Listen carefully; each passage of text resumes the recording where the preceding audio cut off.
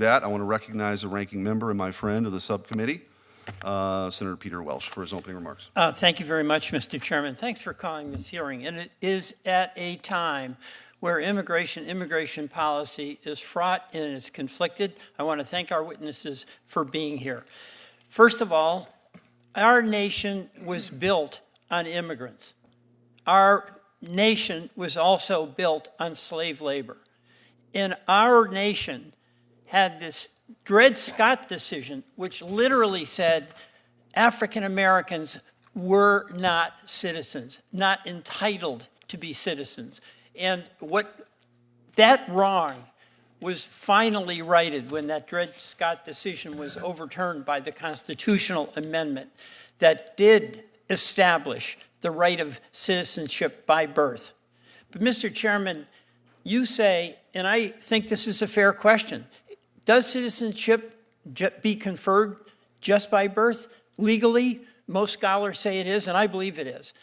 But real citizenship is embracing the responsibilities every single one of us has to live up and promote the ideals that every person is created equal and has an opportunity to be their best self and contribute to the betterment of our country.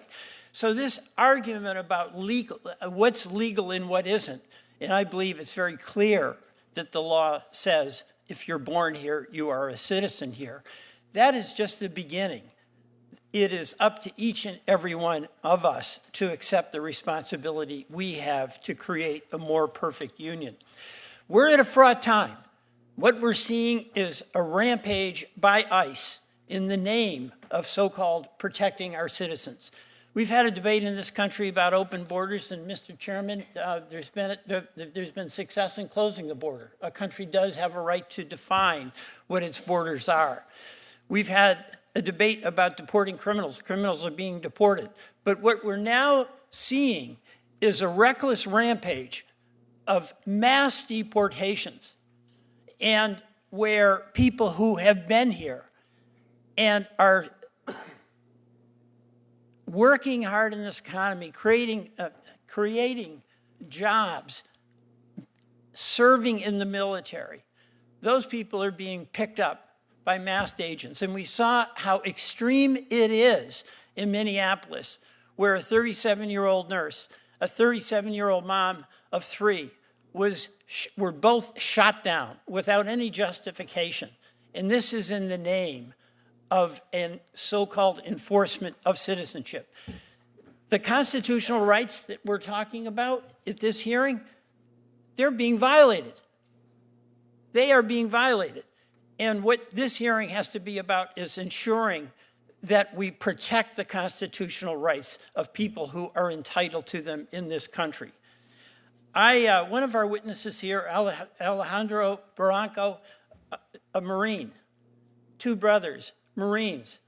His father, a landscaper, was arrested with guns drawn, no criminal record, and has not been deported, but that was because he had a status that was being challenged. He was picked up in that way. That is wrong. So what we're talking about here is not just about the legal definition of citizenship, because it's on us to have enforcement mechanisms that work, a judicial system that works, but in the name of like cleaning out everybody who has a questionable status, and you end up 86% of the people who are arrested have no crime at all associated with them. Where this man, Alejandro, and his 2 brothers are Marines and their father is picked up. That is of concern to me, and it's of concern to the American people.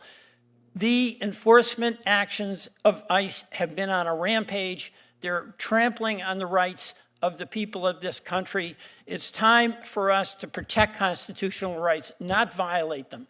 On the question of birthright citizenship, that's illegal, all right? That is illegal. So there's a lot of room here for people who are concerned about the border and concerned about the future of our country and concerned about the responsibility that anybody has who's here to contribute to creating a more perfect union.